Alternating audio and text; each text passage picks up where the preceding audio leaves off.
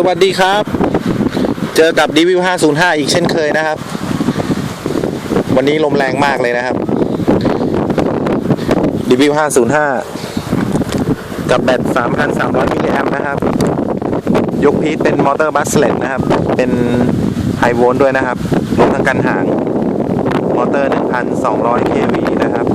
สปีด 120 แอมป์พอพี่วิ่งลมแรง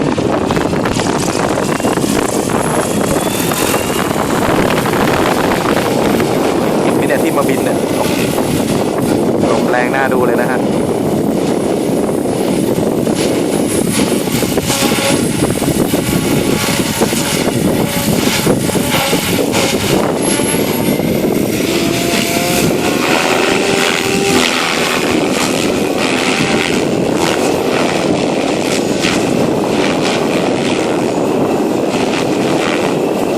ไม่มีผลเลยนะฮะ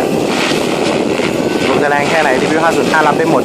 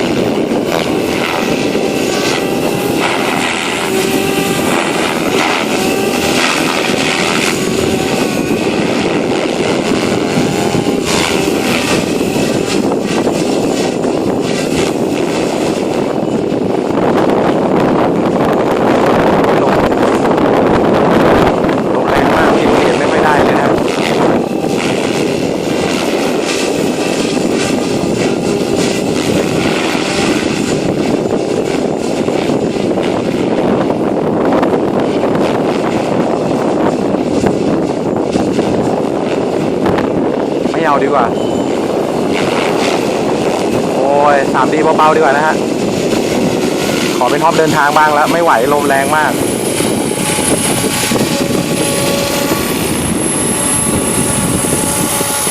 ขอเดินทางก็สบายๆนะครับ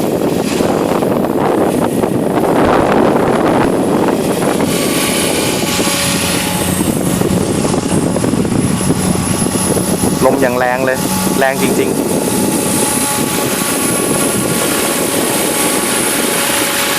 คงจะบินได้ก็เท่านี้นะฮะ 3D มันไม่ค่อยมันคุมยากนะฮะคุมท่าแต่ละท่ายากมากก็เลยเอาแค่พร้อมเดินทาง 3D เบาๆพอนะครับ